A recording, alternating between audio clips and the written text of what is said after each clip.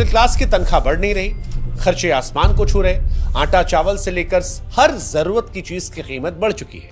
कंपनियों ने अपना मुनाफा बनाए रखने के लिए दो तरीका अपनाया, या तो सामान महंगा किया या फिर श्रिंकफ्लेशन का सहारा लिया। मैगी के पैकेट का साइज जो है घटकर 80 ग्राम से 55 ग्राम हो गया है। 2022 में 10 रुपए में जो बर्तन साफ करने वाला बिम साबुन था उसका साइज 155 ग्राम था, अब वो 135 ग्राम का हो। आपको जानकर हैरानी होगी कि व्यक्ति विशेष अपनी पूरी इनकम पर टैक्स भरता है, जबकि जो बड़ी बड़ी कंपनियां होती हैं वो सिर्फ मुनाफे पर टैक्स देती है। शाहरुख खान की बेटी सुहाना खान ने खुद को किसान बताया और 12.91 करोड़ रुपए की जमीन खेती के नाम पर खरीद ली। शहंशाह अमिताभ बच्चन साहब, उन्होंने भी ऐसी चाल चली थी, खुद को यूपी का किसान बता दिया था। बड़े बड़े सेलिब्रिटीज और कॉर्पोरेट्स खुद को किसान घोषित कर लेते हैं टैक्स से बचने के लिए। कार भी छोड़ दीजिए, मिडिल क्लास के लिए आज के दौर में टू व्हीलर खरीदना भी मुश्किल होता जा रहा है। टू व्हीलर पर सरकार कम से कम 28% जीएसटी लगाती है, जो लग्जरी कारों पर लगने वाले टैक्स के बराबर है। लेकिन समस्या यह है कि मिडिल क्लास के लिए टू व्हीलर कोई लग्जरी नहीं है, उनकी जरूरत है। 2013-14 में अगर कोई व्यक्ति 5 लाख रुपए कमाकर एक तरह से जी रहा था, तो 2023-24 में उसी जिंदगी को जीने के लिए उसे 8.6 लाख रुपए कमाना। पिछले 5 सालों में सालाना 5.7% महंगाई बढ़ी है, लेकिन मिडिल क्लास की सैलरी नहीं बढ़ी। सरल क्रेडिट के एक सर्वे के अनुसार 2024 में 1.5 से 2 करोड़ मिडिल क्लास लोग ऐसे हैं जो लोन पर जी रहे हैं, खासतौर पर टायर 2 टायर 3 शहरों में। इनमें छात्रों से लेकर छोटे छोटे एंटरप्रेन्योर्स हैं। सीएमआई के मुताबिक मिडिल क्लास में बेरोजगारी दर 9% से ऊपर है। देश के आधे बेरोजगार लगभग 1.6 करोड़ मिडिल क्लास से हैं।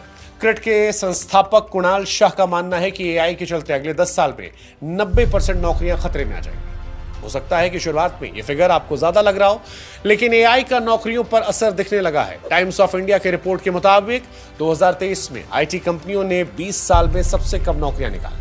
2/3 भारतीय वैश्विक स्तर के हिसाब से गरीब है और दिन के वो $12, जो कि अगर रुपए में तब्दील करेंगे तो 1000 रुपए बनते हैं, उससे कम पर गुजारा करते हैं। सारी परेशानियां तो हमने आपको बता दी, मिडिल क्लास करे तो करे क्या। 2010 के दशक के शुरुआत की बात है, इंडिया का मिडिल क्लास आसमान पर था। इंडिया ग्रोथ स्टोरी की बातें चल रही थी और इस ग्रोथ स्टोरी को मिडिल क्लास सबसे आगे ले जाने वाला था। भारत में मिडिल क्लास को उस वक्त देश की रीढ़ की हड्डी कहा जा रहा था, भारत की इकॉनमी का इंजन बताया जा रहा था। लेकिन बड़े अफसोस से कहना पड़ रहा है कि आज वही मिडिल क्लास पिस रहा है क्योंकि मिडिल क्लास की तनख्वाह बढ़ नहीं रही, खर्चे आसमान को छू रहे, आटा चावल से लेकर हर जरूरत की चीज की कीमत बढ़ चुकी है।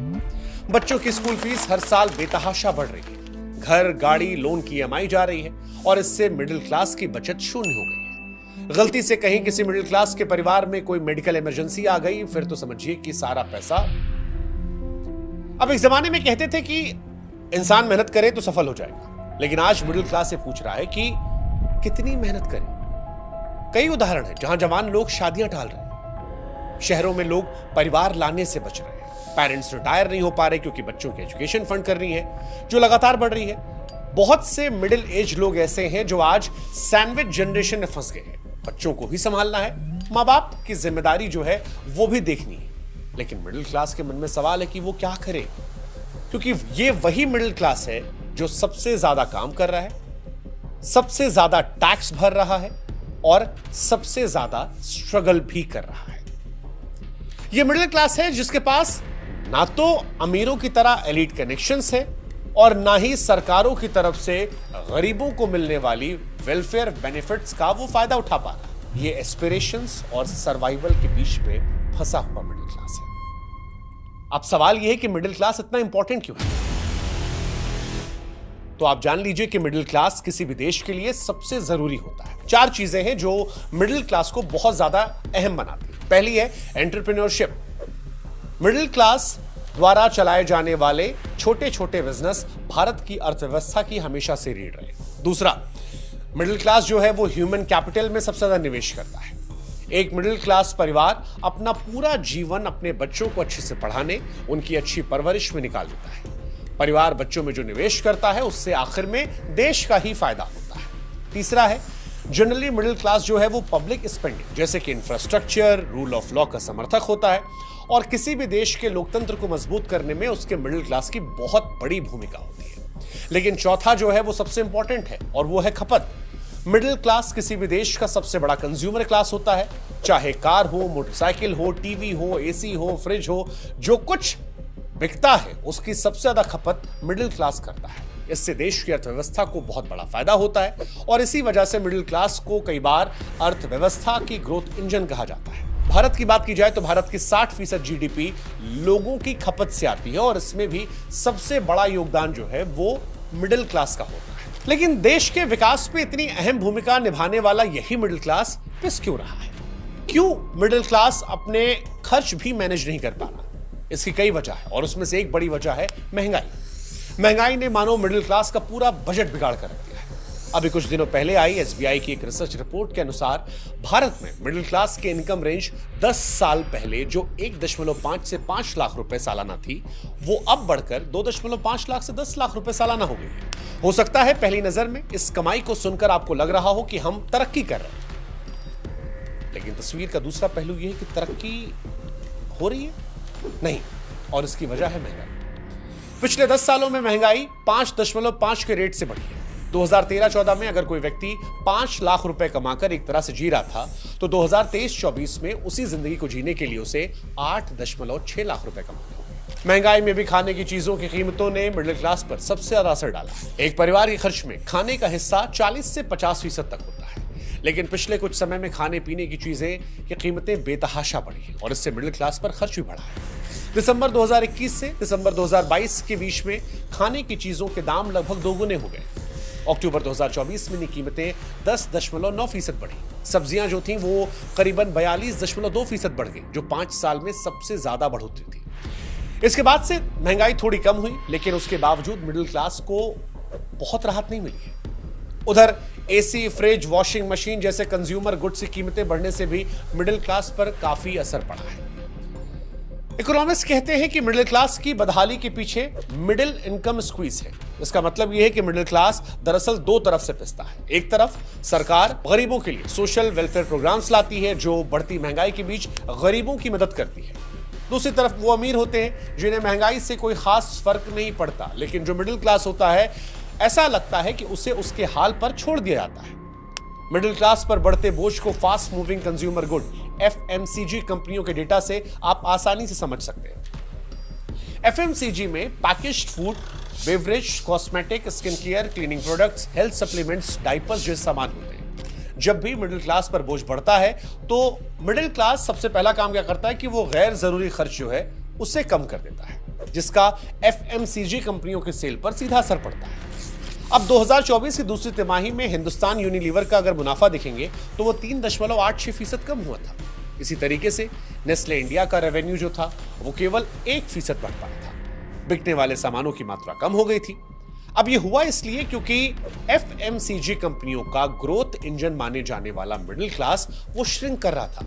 ऐसे में इन कंपनियों ने अपना मुनाफा बनाए रखने के लिए दो तरीका अपनाया, या तो सामान महंगा किया या फिर श्रिंकफ्लेशन का सहारा लिया। श्रिंकफ्लेशन का मतलब होता है कि कीमत जो है सामान की वही रखो, बस सामान जो है उससे कम कर दो, जिससे ग्राहक को पता ना चले, क्योंकि ग्राहक बहुत ध्यान देता नहीं है और ग्राहक उससे बरकरार रहे कि इसकी कीमत बढ़ी नहीं है, ये खरीद लेते हैं। उदाहरण के तौर पर 2021 में पार्ले जी के 10 रुपए के पैकेट में आपको 140 ग्राम बिस्किट मिलते थे। 2022 में ये 110 ग्राम हो गए। आपकी फेवरेट मैगी के पैकेट का साइज जो है घटकर 80 ग्राम से 55 ग्राम हो गया है। 2022 में 10 रुपए में जो बर्तन साफ करने वाला बिम साबुन था उसका साइज 155 ग्राम था, अब वो 135 ग्राम का हो गया। हल्दीराम की बात करें तो 10 रुपए की जो आलू भुजिया आती थी, अब उस पैकेट में 55 ग्राम की जगह मात्रा 42 ग्राम कर दी गई है। ये एक तरीका है। अब मिडिल क्लास की बड़ी परेशानी ये भी है कि मिडिल क्लास की सैलरी नहीं बढ़ रही। खर्च तो बढ़ रहे हैं लेकिन कमाई में खास इजाफा नहीं हुआ, और यह बहुत बड़ी परेशानी है, सैलरी का ना बढ़ना। पिछले 5 सालों में सालाना 5.7% महंगाई बढ़ी है, लेकिन मिडिल क्लास की सैलरी नहीं बढ़ी। Rating agency India rating and research के अनुसार सरकारी डेटा का विश्लेषण करने के बाद ये पता चला कि महंगाई को एडजस्ट करने के लिए पिछले 5 साल में सैलरी जो है वो सिर्फ 0.01% बढ़ी है। हरियाणा और उत्तर प्रदेश में तो कई विभाग ऐसे हैं जहां सैलरी बढ़ने की जगह घट गई है। FICCI क्विज कॉर्पोरेशन की रिपोर्ट की माने तो 2019 से 2023 के बीच में 4 सालों में 6 बड़े सेक्टर्स में सैलरी हर साल 0.8 से 5.4 के बीच में बढ़ी। यानी सैलरीज में वास्तविक बढ़ोतरी जो है वो नेगेटिव में रही, क्योंकि महंगाई ज्यादा बढ़ी है। जितनी सैलरी बढ़ी उससे कहीं ज्यादा महंगाई बढ़ने से मिडिल क्लास पर इसकी परेशानी बढ़ती चली गई। भारत की 53% आबादी जो सालाना 5 लाख रुपए से 1 करोड़ रुपए कमाती है, उनकी इनकम बढ़ी नहीं रही। उदाहरण के तौर पर साल 2012-13 में भारत में एवरेज इनकम 10.23 लाख रुपए थी, जो बहुत ही मामूली बढ़त के साथ 2023-24 तक 10.69 लाख रुपए तक पहुंच पाई। लेकिन इसी बीच अगर हम बाकी देखें तो जो 5 लाख रुपए से कम कमा रहे थे, उनकी एवरेज इनकम 2.36 लाख से बढ़कर 3.63 लाख रुपए। 1 करोड़ से ज्यादा कमाने वालों में जिनकी एवरेज 2.69 करोड़ थी, वो 2.83 करोड़ हो गई। यानी आसान शब्दों में कहें तो मिडिल क्लास को छोड़कर बाकी सबकी इनकम बढ़ती चली गई। अब मिडिल क्लास की अगर बात की जाए तो इनको 1 तारीख का बड़ा बेसब्री से इंतजार होता है कि कब मिडिल क्लास की सैलरी गिरेगी और फिर पूरे महीने की प्लानिंग शुरू हो जाएगी, जिसका सीधा सीधा मतलब ये होता है कि मिडिल क्लास भारत का हैंड टू माउथ बना हुआ है। जो कमाता है वही खाता है और महीने के आखिरी दिनों में बहुत सारी बचत करता है, परेशान भी रहता है। लेकिन मिडिल क्लास सपने देखने वाला क्लास होता है, अपने परिवार के लिए सपने देखता है। सपना घर का, सपना गाड़ी का, सपना बच्चों के अच्छे स्कूल में पढ़ने का, सपना परिवार के लिए लग्जरी जिंदगी देखने का। और इसके लिए कई बार हम कुछ ना कुछ फाइनेंशियल रिस्क भी ले लेते हैं। जैसे एजुकेशन के लिए मिडिल क्लास लोन लेता है, EMI पर घर खरीदता है, कार भी खरीद लेता है। लेकिन इन सारी प्लानिंग के बीच में क्या कभी हमने ये सोचा कि आज की अपनों की जिंदगी को सिक्योर करने के लिए और एसेट्स प्रोवाइड करने के लिए जो ये हम रिस्क ले रहे हैं, कहीं क्या कल हमारे अपनों के लिए यही लायबिलिटी तो नहीं बन गई? देखिए, गंभीर बात कही आपने और ये सवाल बड़ा गंभीर है, लेकिन उससे गंभीर आंकड़ा है जो हम आपको बताने वाले हैं। क्यों? आंकड़ा कहता है कि देश में इंश्योरेंस जैसी जरूरी चीज भारत में लोगों के पास नहीं है। EMI खूब है, इंश्योरेंस नहीं है। और समझाते हैं डिटेल में आपको। भारत में सामान्यतः किसी भी परिवार में या अधिकतर परिवारों में परिवार में एक सदस्य ऐसा होता है जो कमाने वाला होता है। परिवार का भविष्य उसी एक व्यक्ति के इर्द गिर्द होता है। लेकिन मान लीजिए गलती से, खुदा न खास्ता, अगर कल उस व्यक्ति को कुछ हो जाता है तो ये जो EMI आज आपके लिए सपने पूरा करने का जरिया है, ये आपके परिवार पर मुसीबत बन जाएगी। आपके अपनों का भविष्य अंधकारमय हो जाएगा। इसीलिए जो समझदार लोग होते हैं वो EMI से पहले इंश्योरेंस की प्लानिंग करते हैं। मिडिल क्लास ऐसा कम करता है। जो समझदार होते हैं वो करते हैं, इसलिए करते हैं ताकि कल को अगर कुछ भी हो जाए तो उनके ना रहने पर उनके परिवार को कम से कम एक फाइनेंशियल सपोर्ट मिल जाएगा। उनके अपनों के साथ कोई समझौता नहीं होगा।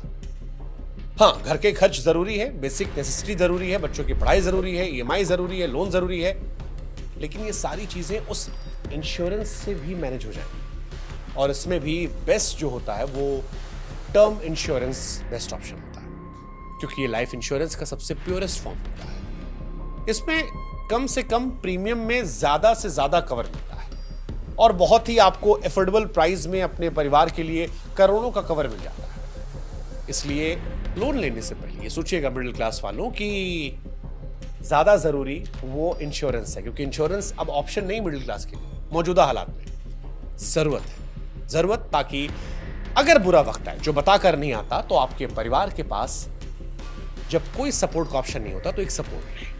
ये करोड़ों का कवर देकर आपकी फैमिली को किसी और के सामने आपके जाने के बाद हाथ फैलाने से बचा लेता है। ये जरूरी है। उधर महंगाई बढ़ रही है, महंगाई बढ़ रही है तो किराया भी बढ़ रहा है। अब जैसा हमने कहा कि मिडिल क्लास सैलरी तो बढ़ नहीं रही, लोग अपनी लाइफस्टाइल भी बदलना नहीं चाहते, तो फिर अब खर्च चले तो चले कैसे? और इसका नुकसान यह हुआ है कि मिडिल क्लास ने अपना खर्च चलाने के लिए अपनी सेविंग से भी खिलवाड़ करना शुरू कर दिया। खर्च चलाने के लिए मिडिल क्लास अपनी सेविंग से पैसा निकाल रहा है। RBI की माने तो साल 2022-23 में भारतीय परिवारों की नेट सेविंग GDP का 5.1% थी, जबकि सिर्फ 2 साल पहले 2020-21 में यही सेविंग्स GDP का 11.5% थी। यानी 2 साल में लोगों की सेविंग्स आधी हो गई। और ये 2023 में लोगों की सेविंग्स 1976-77 के बाद सबसे कम थी। लोगों के बैंक में जमा पैसे घटे हैं। 2020 में भारतीय परिवारों के फाइनेंशियल एसेट्स में 56.4 हिस्सा बैंक सेविंग का था, जबकि 2024 में ये घटकर 45.2% रह गया। फिक्स डिपॉजिट, जिसे आप एफडी कहते हैं, जो थोड़ी बहुत सेविंग होती है, उनसे होने वाली कमाई पर भी सरकारें टैक्स लेती है। अच्छा, सेविंग से रिलेटेड एक और बात है जो आपको जाननी चाहिए, वो है मेडिकल इमरजेंसी। अब आप सोचेंगे कि सेविंग की बात करते करते मेडिकल इमरजेंसी की बात अचानक क्यों करने लगे? तो इसकी वजह है, आज भारत में लाखों लोगों की सालों की जमा पूंजी मेडिकल इमरजेंसी की वजह से खत्म हो जाती है। मेडिकल एक्सपेंसेस आम इन्फ्लेशन रेट से कहीं ज्यादा रेट से बढ़ते हैं। अगर कोई आम आदमी उदाहरण के तौर पर साल में 2-3 लाख रुपए बचाता है, तो 3 साल में 6 लाख रुपए बचा पाएगा। लेकिन अगर परिवार में किसी एक को कोई सीरियस मेडिकल इमरजेंसी हो गई, जिसकी वजह से परिवार के किसी सदस्य को किसी बड़े अस्पताल में भर्ती करवाना पड़ा, तो फिर एक झटके में 15 से 20 लाख रुपए का बिल आ जाएगा, जिससे आपको अपनी सेविंग तो छोड़िए, एफडी तक तुड़वाने की नौबत आ जाएगी। इसीलिए हेल्थ इंश्योरेंस भी लीजिए, नहीं तो अस्पताल गए तो किसी सूरत में परिवार की पूंजी मिडिल क्लास तो नहीं बचा पाएगा। अस्पताल में लाखों रुपए का खर्च भरने की बजाय हेल्थ इंश्योरेंस का प्रीमियम भर लीजिए, जिससे अस्पताल का बिल लाखों करोड़ों का भी आया तो पैसा आपको नहीं देना पड़ेगा, वो इंश्योरेंस कंपनी को देना पड़ेगा। हाँ, कुछ लोग यहां पर भी गलती करते हैं। क्या गलती करते हैं कि किसी कंपनी में वो नौकरी कर रहे हैं और कंपनी का हेल्थ इंश्योरेंस मिल गया और उन्हें लगता है कि अब क्या जरूरत है भाई साहब हेल्थ इंश्योरेंस लेने की, हम तो ले रखे। लेकिन यहां हम आपको बता दें कि कॉर्पोरेट वाला जो इंश्योरेंस होता है, अक्सर उसमें केवल 3 से 4 लाख रुपए का क्लेम मिलता है। क्लेम का प्रोसेस भी लंबा होता है और अगर गलती से आपने कंपनी स्विच कर दी तो इंश्योरेंस भी इनइफेक्टिव हो जाता है। ऐसे में सीरियस मेडिकल इमरजेंसी के हालत में आप वहां पर भी अपनी सेविंग्स को खो देंगे।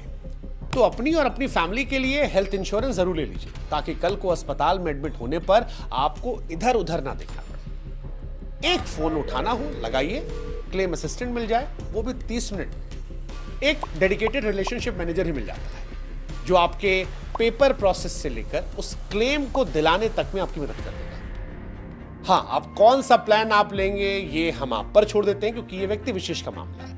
लेकिन आपकी मदद करने के लिए हमने आपकी सुविधा के हिसाब से एक लिंक डिस्क्रिप्शन में जरूर दे दिया है, आप उसे चाहे तो चेक कर सकते हैं। सारे ट्रस्टेड इंश्योरेंस पार्टनर हैं, आपको मिल जाएंगे एक जगह पर। यहां पर आप चाहें तो अपनी जरूरत के हिसाब से टर्म या फिर हेल्थ इंश्योरेंस के प्लान को कंपेयर कीजिए, और फिर अभी इन प्लान्स को अगर आप ऑनलाइन परचेस कर लेते हैं, हमारा वीडियो देखने के बाद 15 से 25% का डिस्काउंट मिल जाए। सारी कहानी लिंक पे दे रखी है डिस्क्रिप्शन में।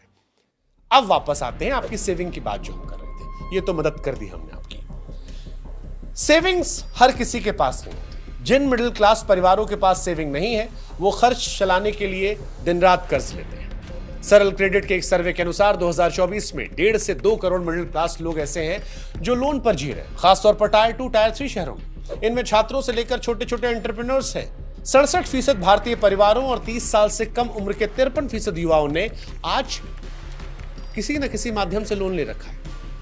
आरबीआई के मुताबिक 2024 में भारतीय परिवारों पर कर्ज जीडीपी का 37.3% था, जबकि इंडस्ट्रीज को दिया गया लोन जो था वो जीडीपी का 22.2% था।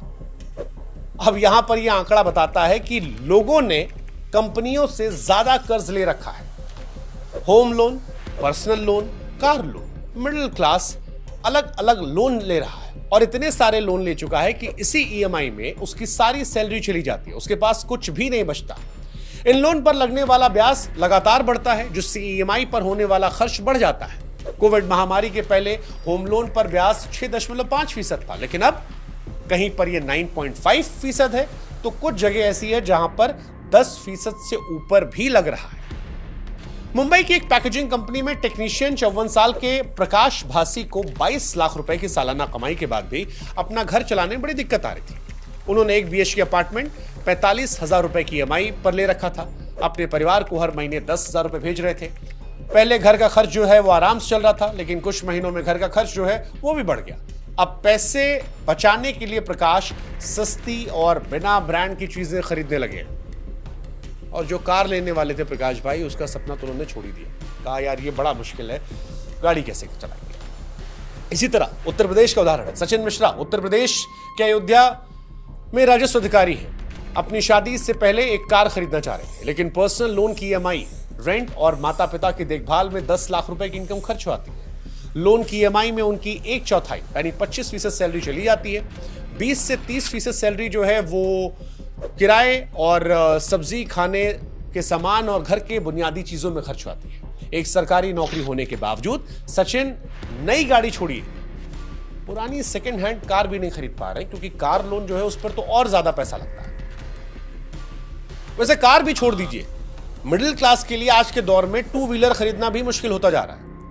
अगर आप मिडिल क्लास है तो आप समझ सकते हैं, नहीं तो हम समझा देते हैं। वजह टैक्स है। 2 व्हीलर पर सरकार कम से कम 28% जीएसटी लगाती है, जो लग्जरी कारों पर लगने वाले टैक्स के बराबर है।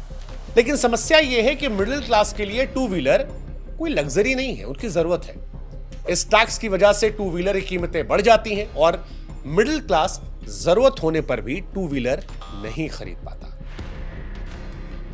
आसान शब्दों में कहें तो मिडिल क्लास एक चक्रव्यूह में फंस गया है। महंगाई बढ़ती जा रही है, खर्च बढ़ते जा रहे हैं, लेकिन खर्च को उठाने लायक सैलरी नहीं बढ़ रही है। मिडिल क्लास को घर भी चलाना है, लाइफस्टाइल भी मेंटेन करनी है, और इसी वजह से मिडिल क्लास कर्ज पर कर्ज लिए जा रहा है। कमाई बढ़ नहीं रही, कर्ज बढ़ता जा रहा है। वैसे मिडिल क्लास के इन आर्थिक परेशानियों से निकलने का एक रास्ता है, वो रास्ता है नौकरी। लेकिन दिक्कत यह है कि यहां पर भी मिडिल क्लास को राहत नहीं। Centre for monitoring Indian economy CMI के मुताबिक मिडिल क्लास में बेरोजगारी दर 9% से ऊपर है। देश के आधे बेरोजगार लगभग 1.6 करोड़ मिडिल क्लास से हैं। युवाओं में बेरोजगारी सबसे ज्यादा है। इंटरनेशनल लेबर ऑर्गेनाइजेशन और इंस्टीट्यूट फॉर ह्यूमन डेवलपमेंट की रिपोर्ट की माने तो देश के 83% बेरोजगार 15 से 29 साल की युवा है। अब इन्हें नौकरी देना सरकार के लिए बड़ी चुनौती है, लेकिन सरकार ये कर नहीं पा रही है। 2024 लोकसभा चुनावों से पहले सीएसडीएस और लोक नीति के 10,000 लोगों के सर्वे में 62% लोगों ने कहा कि अभी नौकरी मिलना 5 साल पहले नौकरी मिलने से ज्यादा मुश्किल है। इसी तरह 2023 में एडीपी रिसर्च इंस्टीट्यूट के सर्वे में सामने आया कि भारत के 47% कर्मचारी अपनी नौकरी में खुद को सुरक्षित नहीं महसूस करते। उन्हें डर लगता है कि उन्हें नौकरी से एक रोज निकाला जा सकता है। इसके अलावा जो नौकरियां हैं उनमें भी इनफॉर्मल सेक्टर की पुअर क्वालिटी की नौकरियां ज्यादातर है।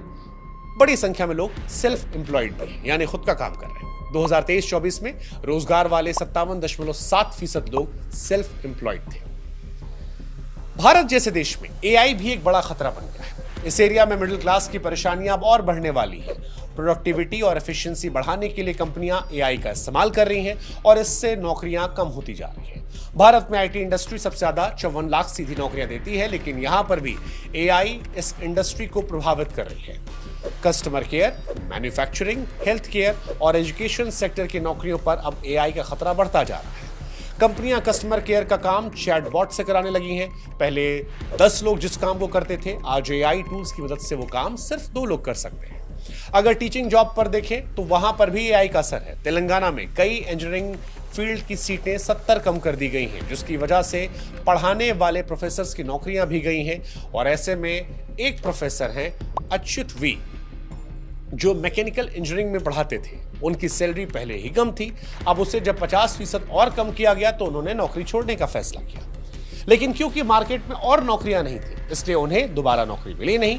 अब घर चलाने के लिए वो डिलीवरी बॉय और टैक्सी ड्राइवर के तौर पर काम करते हैं। इससे रोजाना 600 रुपए वो कमाते हैं, लेकिन पहले की सैलरी के मुकाबले उनकी सालाना सैलरी काफी ज्यादा कम हो गई है। ऐसे ही एआई से लाखों नौकरियां खासतौर पर इंजीनियर्स के लिए खतरा पैदा कर रही है।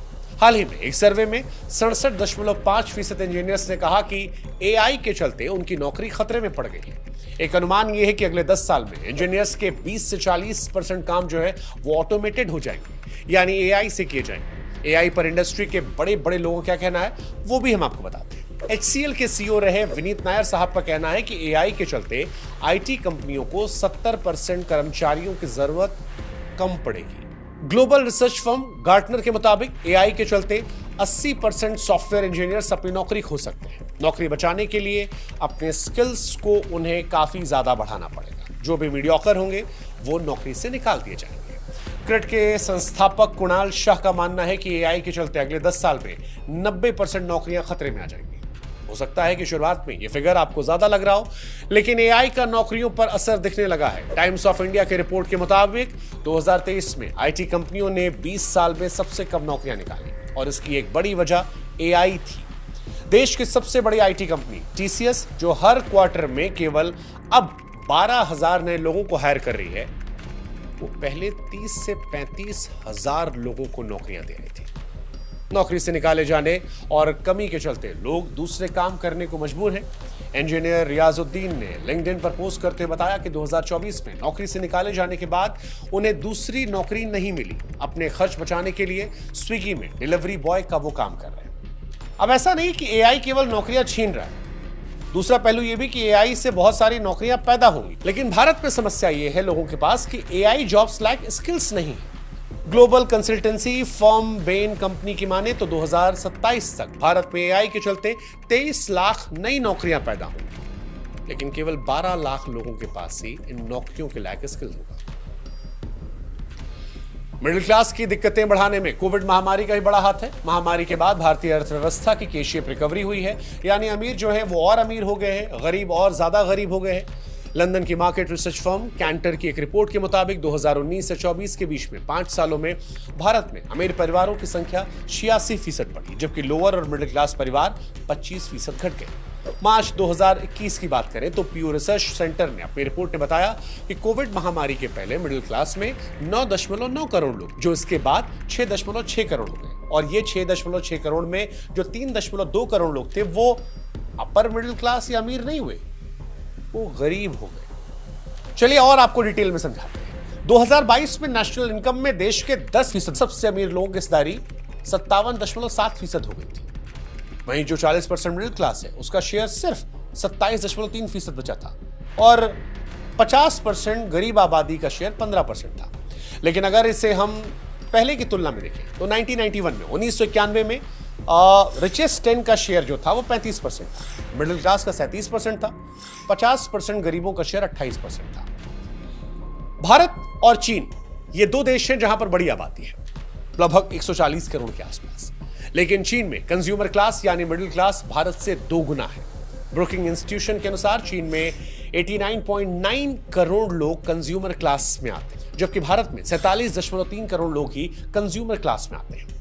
दूसरे शब्दों में कहें तो लगभग 2/3 भारतीय वैश्विक स्तर के हिसाब से गरीब है और दिन के वो $12, जो कि अगर रुपए में तब्दील करेंगे तो 1000 रुपए बनते हैं, उससे कम पर गुजारा करते हैं। जबकि चीन की अगर आप बात करेंगे तो वहां सिर्फ 1/3 लोग ऐसे हैं जो गरीब हैं। ये बताता है कि कैसे भारत के मिडिल क्लास साइज और परचेजिंग पावर में दुनिया के बाकी आबादी वाले देशों से पीछे है। मिडिल क्लास की स्थिति को और बेहतर समझने के लिए आपको ब्लूम वेंचर्स की फरवरी 2025 की रिपोर्ट को समझना पड़ेगा, जो कहती है कि भारत में अमीर आबादी का दायरा बढ़ा नहीं है, बल्कि अमीर जो है वो और ज्यादा अमीर हो गया।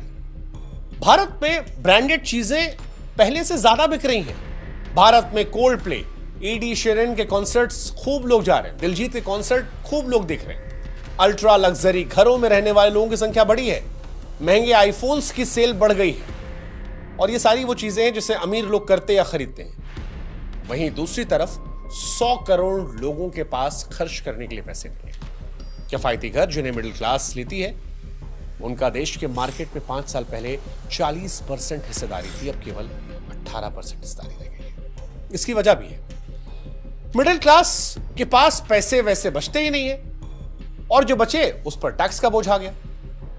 अब आप कहेंगे कि भाई साहब, सरकार ने इस बार बजट में टैक्स की लिमिट को बढ़ाया है, 12 लाख रुपए कर दिया है, जो पहली नजर में लगता है कि मिडिल क्लास को टैक्स से बड़ी राहत दे रहा है। लेकिन थोड़ा आपको यहां ठहरना पड़ेगा, थोड़ा आपको और डिटेल में समझना पड़ेगा कि कैसे ये 12 लाख तक की छूट जो है ये असल में रिबेट के रूप में है। यानी आपकी आमदनी 12 लाख तक है तो टैक्स शून्य है, लेकिन अगर 12 लाख से आप ऊपर बढ़े 13 लाख पहुंच गए तो ये पीछे जितनी छूट है ये सारी गायब हो जाएगी और आपको पूरे 13 लाख पर टैक्स भरना पड़ेगा। उदाहरण के तौर पर 12 लाख कमाने वाला 0 टैक्स देगा, लेकिन सिर्फ 1 लाख ज्यादा कमाने वाला सीधे सीधे 65,000 टैक्स के बोझ तले दब जाएगा। सरकार ने जो नया टैक्स स्लैब पेश किया है वो कुछ ऐसा है, 4 से 8 लाख रुपए पर 5%, 8 से 12 लाख पर 10%, 12 से 16 लाख पर 15%, 16 से 20 लाख पर 20% और 20 से 24 लाख पर 25%, साथ ही 24 लाख के ऊपर 30%।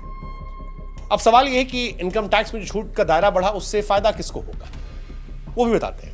पिछले साल जिन 7.54 लोगों ने आईटी रिटर्न भरा था, उनमें से 5.89 करोड़ लोगों की इनकम 7 लाख रुपए से कम थी, उन्हें कोई टैक्स नहीं भरना पड़ा था।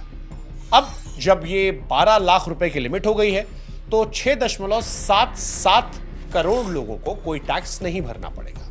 यानी जिसे मिडिल क्लास के लिए बड़ी राहत कहा जा रहा था, उससे मिडिल क्लास के 43 करोड़ लोगों में सिर्फ 88.4 लाख लोगों को फायदा होगा। फायदा होगा, राहत मिलेगी, लेकिन 43 करोड़ की आबादी में बहुत बड़े पैमाने पर यह राहत नहीं है। और यह केवल इनकम टैक्स की बात है।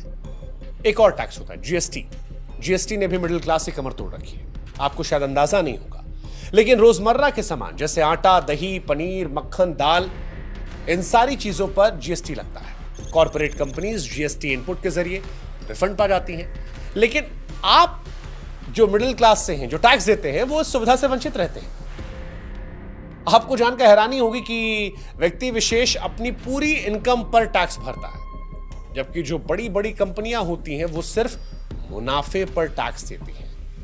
वो मुनाफा जो खर्च घटाने के बाद बचता है। आसान शब्दों में सैलरीड मिडिल क्लास जो है वो साफ साफ घाटे में है। टैक्स देने के बाद मिडिल क्लास को बदले में क्या मिलता है? क्या बेहतर सरकारी स्कूल? क्या बेहतर सरकारी अस्पताल? नहीं। और शायद यही वजह है कि मिडिल क्लास आज भी देश में अच्छी शिक्षा, अच्छे स्वास्थ्य के लिए निजी संस्थानों की तरफ है। और आप जानते हैं कि निजी संस्थानों में कितना ज्यादा पैसा लगता है। भारत में गरीब और किसान जो है वो इनकम टैक्स से मुक्त है, जो बहुत अच्छी बात है। लेकिन आपको जानकर हैरानी भी होगी और बड़ा दुख भी होगा कि इसका गलत फायदा उठाकर कुछ बड़े बड़े सेलिब्रिटीज और कॉर्पोरेट्स खुद को किसान घोषित कर लेते हैं टैक्स से बचने के लिए।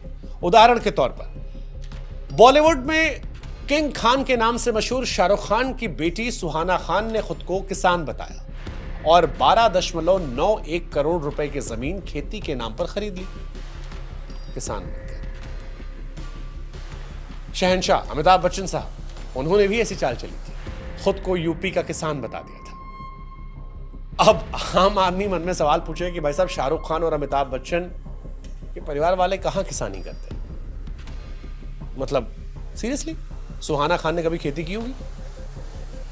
वैसे शाहरुख खान, अमिताभ बच्चन अकेले नहीं है, बड़ी बड़ी कंपनियां भी हैं। कावेरी सीड्स जैसी कंपनी ने खेती दिखाकर 186 करोड़ और मोनसैंटो इंडिया ने करीब 94 करोड़ रुपए का टैक्स बचाया। पनामा पेपर्स में अमिताभ बच्चन, ऐश्वर्या राय, अजय देवगन जैसे बॉलीवुड स्टार्स का नाम आने साफ हो गया था कि कैसे सुपर रिच अपना पैसा पनामा और मैच्योरिटीज जैसे टैक्स हेवन में छिपाते हैं। साफ बात यह है कि टैक्स की सारी मार जो है वो केवल मिडिल क्लास पर पड़ती है। वो मिडिल क्लास जो अपनी मेहनत की कमाई का बड़ा हिस्सा टैक्स में सरकार को देता है और बदले में कुछ नहीं मिलता। ना पढ़ने के लिए, बेहतर होने के लिए उच्च कोटि के स्कूल कॉलेजेस, ना जिंदा रहने के लिए उच्च कोटि के हॉस्पिटल्स। अब सवाल है कि मिडिल क्लास करे तो करे क्या, सरवाइव कैसे करे? अब मान लीजिए कि आप किसी छोटे शहर में रहते हैं और आपकी फैमिली की इनकम 50,000 रुपए है। आपको मिडिल क्लास माना जाएगा? आप एक ठीक ठाक जीवन जी सकने में सफल होने चाहिए। एक सरकारी स्कूल टीचर से लेकर एक प्राइवेट कंपनी के एम्प्लॉयज की एवरेज सैलरी इतनी मानी जाती है, 50,000 के आसपास। लेकिन हाउस होल्ड कंजम्पशन एक्सपेंडिचर सर्वे 2023-24 के हिसाब से आपकी कमाई का 40% यानी 20,000 रुपए खाने में खर्च हो जाएगा। आप अपने बच्चों को नॉर्मल स्कूल में पढ़ाते हैं, तब भी आपकी कमाई का 6% लगभग 3,000 रुपए यहां जाएगा। हेल्थ केयर में खर्च होगा 6%, 8.5 ट्रांसपोर्टेशन में खर्च हो जाएगा। तो कुल मिलाकर 50,000 रुपए में मोटा मोटा 30,000 रुपए आपके यहां खर्च हो जाएंगे। अब अगर इसके बाद आपके पूर्वज बहुत कमाल के लोग थे, मेहनती थे, तो आपकी ठीक है, जिंदगी अच्छे से गुजरेगी क्योंकि आपको घर मिल गया। लेकिन अगर आपके पूर्वजों ने आपके लिए घर नहीं छोड़ा है और आप किराए के मकान पर रहते हैं या खुद का मकान अपने पैसे से खरीदा ईएमआई पर, तो आपके घर की ईएमआई और रेंट में आपकी सारी बचत खत्म हो जाएगी। आप कार खरीदने की सोचेंगे, ईएमआई है। आपको जिंदगी एक तरह से जीनी। कपड़े खरीदने होंगे, बीवी कह रही है अच्छे कपड़े दिला दीजिए, बच्चे कह रहे हैं अच्छे कपड़े दिला दीजिए, खर्च। स्मार्टफोन, लैपटॉप चाहिए होगा, आजकल तो इंटरनेट भी बुनियादी जरूरत का हिस्सा है, खर्च। चलिए बड़े शहर की बात करते हैं। किसी बड़े शहर में अगर कोई आदमी 1 लाख रुपया कमा रहा है तो उसको एफ्लुएंट माना जाएगा। लेकिन जो 50,000 रुपए बढ़े हैं भाई साहब, उसमें किराया भी तो बढ़ा है ना, घर की ईएमआई बढ़ी है, बच्चों के स्कूल की फीस भी तो बढ़ी है, खाने पर खर्च भी बढ़ा है। उदाहरण के तौर पर किसी मेट्रो सिटी में रहने के लिए 4 लोगों की फैमिली को 20 लाख रुपए कमाना चाहिए सालाना। अगर आप दिल्ली में रहते हैं, बताते हैं कैसे, तो 2 BHK फ्लैट के लिए आपको 20 से 25,000 रुपए देना होगा। घर के खर्च और खाने के खर्च पर भी नॉर्मल 20-25,000 खर्च होंगे। अगर बच्चे पढ़ रहे हैं तो उनकी पढ़ाई पर क्लास और स्कूल के हिसाब से 60,000 रुपए से लेकर 2.25 लाख रुपए तक खर्च होगा, जो महीने के हिसाब से 5,000 से 20,000 रुपए के आसपास होता है। इसके अलावा और भी खर्चे हैं, जैसे घर में एसी लगना चाहिए, फ्रिज होना चाहिए, वाटर प्यूरिफायर होना चाहिए। और अब एसी, फ्रिज या साफ पानी ये लग्जरी आइटम नहीं है, ये बुनियादी जरूरत बन गई है। और इन सब के बाद बिजली का बिल। इसके बाद अगर आपका बच्चा बड़ा हो गया और वो IIT, JEE या नीट जैसे एग्जाम की तैयारी कर रहा है तो उसकी कोचिंग पर भी सालाना 30,000 से लेकर 3 लाख रुपए खर्च है। आगे अगर बच्चा आपका कॉलेज गया तो नेशनल सैंपल सर्वे 2017 से 18 के डेटा के हिसाब से इंजीनियरिंग कॉलेज में, सरकारी कॉलेज में हर साल 39,165 और प्राइवेट कॉलेज में 69,155 रुपए खर्च होते हैं। ये डेटा 7 साल पुराना है। अब लाखों के नीचे सरकारी प्राइवेट दोनों बात नहीं करते।